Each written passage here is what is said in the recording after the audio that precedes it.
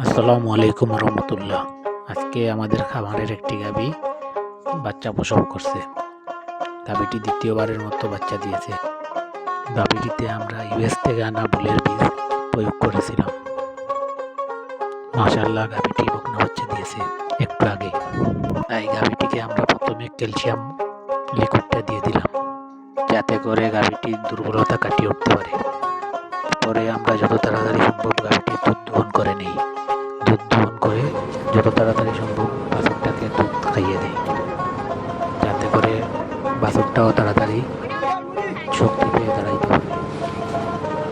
আমাদের গাভীগুলা নিজে থেকে বাচ্চা ডেলিভারি হয়ে যায়। আমরা তাদেরকে সবসময় ক্যালসিয়াম সাপ্লিমেন্টগুলা প্রয়োগ করে থাকি। সাথে আমরা সবসময় কাঁচা ঘাস দেওয়ার চেষ্টা করি। গাভীর শাল দুধ দহন করা শেষ হলে আমরা যত তাড়াতাড়ি সম্ভব বাছুরকে ফিডার দিয়ে দুধ খাইয়ে দেই। প্রথমবার যা খেতে পারে শাল দুধ সব আমরা খাওয়াই দিই। শাল দুধ একটা বাছুরের জন্য অতি প্রয়োজনীয় জিনিস, কারণ এটা একটা বাছুরের ইমিউনিটি সিস্টেম ভালো করে। এর জন্য যত তাড়াতাড়ি আপনি বাছুরকে শাল দুধ দিবেন, বাছুরের রোগ প্রতিরোধ ক্ষমতা তত তাড়াতাড়ি বৃদ্ধি পাবে এবং বাছুর তাড়াতাড়ি দাঁড়াবে, সুস্থ থাকবে। আপনারা দোয়া করবেন যাতে আমাদের বাছুরটা ভবিষ্যতে মা হতে পারে। মা হলে দুধের অনেক ভালো রেকর্ড হবে। আরেকটি আমরা কাজ করে থাকি, বাছুরকে আমরা তাড়াতাড়ি বায়োডিন দিয়ে ওর নাভি ভালো করে ওয়াশ করে আমরা একটা সুতলি দিয়ে বেঁধে দিই, কারণ যাতে করে ব্যাকটেরিয়া বা জীবাণু নাভি দিয়ে প্রবেশ না করতে পারে। কারণ বাছুরের নাভি দিয়েই প্রথমে ব্যাকটেরিয়া ঢুকে, এরপরে বাছুরকে অসুস্থ করে তোলে।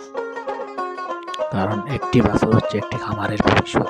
তাই আমরা বাছুরকে অতি যত্নের মাধ্যমে লালন পালন করে থাকি।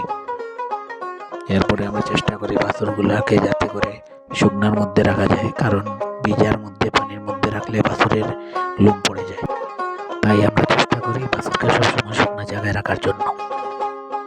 আর গাভী বাচ্চা দেওয়ার পরে সাথে সাথে আমরা গাভীকে চিনি অথবা চিটাগুড় দিয়ে অল্প কিছু বেশি দিয়ে খাওয়াই দেই, যাতে করে গাভীর যে ক্যালোরি খরচ হয় ওইটা ব্যাক করতে পারে।